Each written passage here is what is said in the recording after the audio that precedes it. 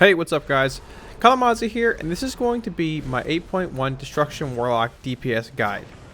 In it, I will be covering both Mythic Plus and Raid talents, Azerite traits, pets, and rotations with a few tips along the way.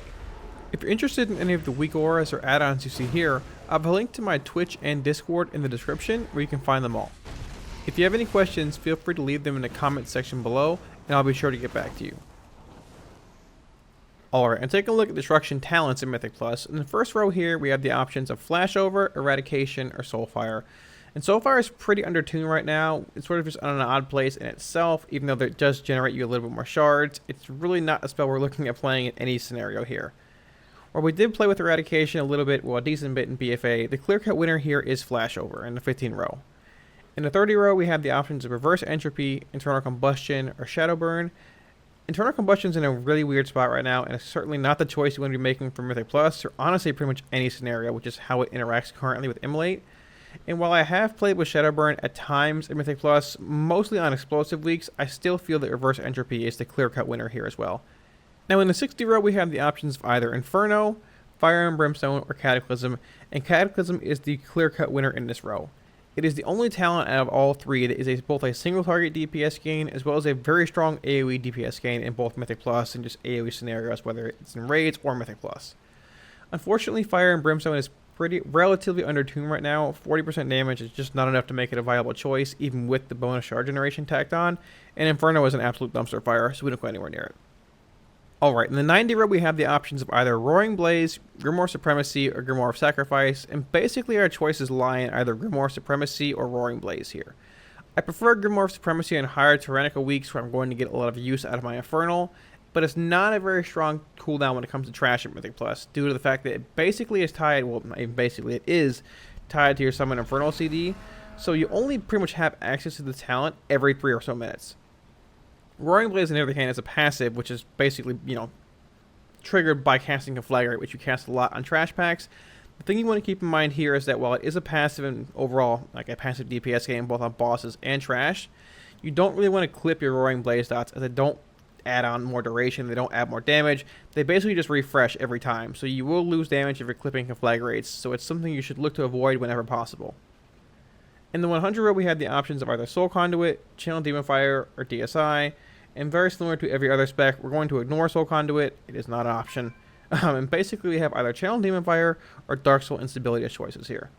Now, I personally prefer Dark Soul Instability more in Mythic Plus. It gives you a strong cooldown on trash packs when you need to kill priority mobs or things of the sort.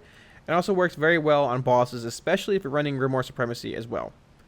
Channel Demon Fire is more of a middle ground kind of answer. It's a decent to good single target spell, but also gives you a lot more damage on trash packs in Mythic Plus. Going Cataclysm right into Channel Demon Fire if you can proc a Flashpoint talent is exceptionally strong in Mythic Plus and will lead to some pretty strong burst damage as Destruction. Now as far as Destruction's trash or AoE opener goes in Mythic Plus, running Roaring Blades and Dark Soul Instability, you want to open on Cataclysm into Summon Infernal, Dark Soul Instability, apply Havoc, and begin dumping Chaos Bolts into your 2 targets. Be sure to cast Conflagrate in your Havoc window to assure a 3rd Chaos Bolt cast finishes before the window actually drops. You can then individually refresh your Immolates if the targets aren't close to dying and continue dumping Chaos Bolts until your crashing Chaos window ends if you're running that trait. At 3 or more targets, you should cast Rain of Fire outside of your Havoc window, and at 5 or more targets, you should actually forego your Havoc window altogether for more Rain of Fire casts. Rain of Fire does indeed stack, so feel free to dump as many as you can when following those guidelines.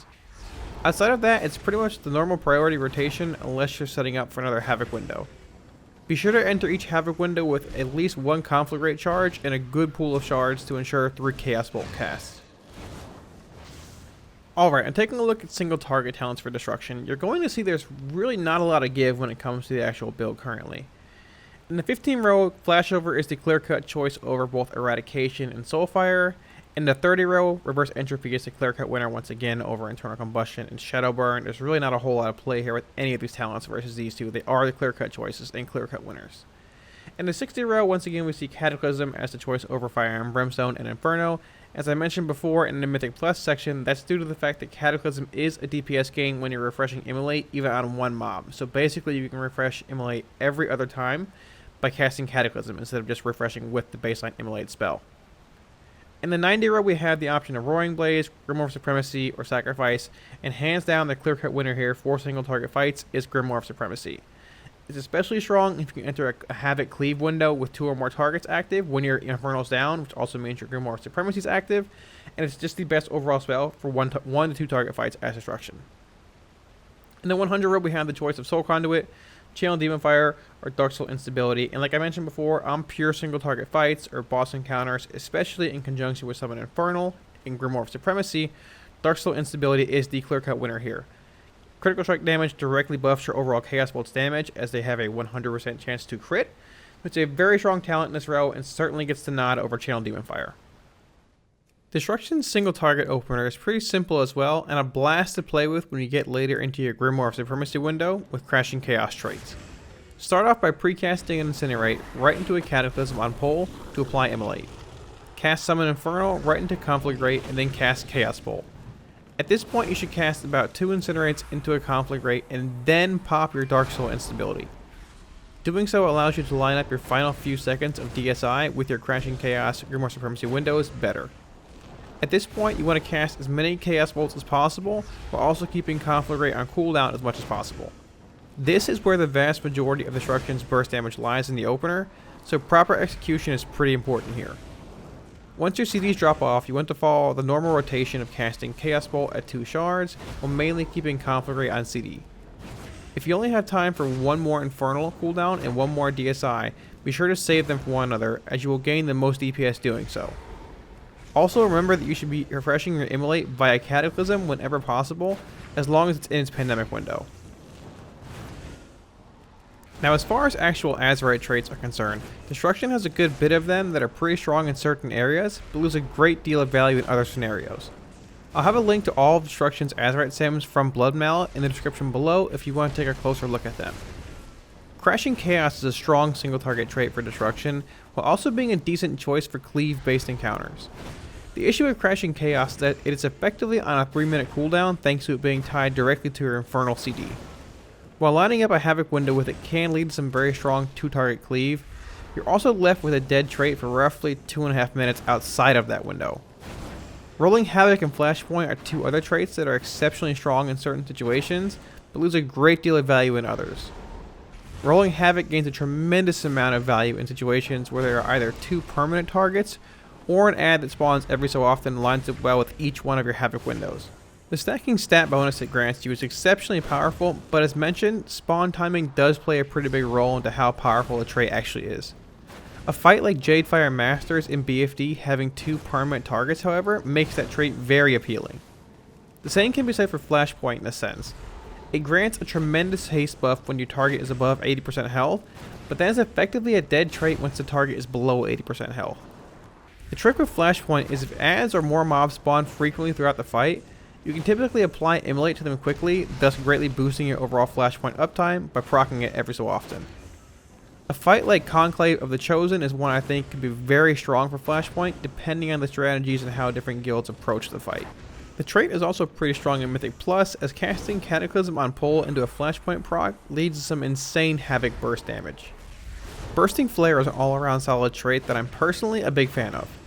Stat-based traits are strong for Destruction in Mythic Plus due to some of the reasons mentioned before with Crashing Chaos and other things, and Bursting Flare is a trait that you can typically build to and hold at 5 stacks for the duration of the pull, whether it be a boss fight or trash in Mythic Plus. The bonus mastery is nice, and with the trait being so easy to maintain, makes it a solid choice in both settings. Traits like Chaos Shards and Chaotic Inferno bring a small passive buff to certain spells' damage, while also granting you a baseline chance of proccing a special effect. Running 2 or 3 of these traits does increase the bonus damage they grant to those abilities, but does not increase the proc rate of the special effect abilities, so be sure to keep that in mind moving forward. As far as pets go, if an interrupt or purge is not needed, your imp will be the best choice overall, as it's the best at target swapping due to it being a caster. If you're in need of either a purge or interrupt though, then the Fell Hunter easily gets the nod over your imp, as it has both, even though it's a little bit worse at target swapping due to the fact that it has to run from target to target. Thanks for watching, guys. I hope this gave you all a better understanding of Destruction heading into 8.1 and Battle of Dazal lore. This also finishes off my 8.1 spec guides for Warlocks, so if you want to see the other 2 specs, you can check them out on the channel as well.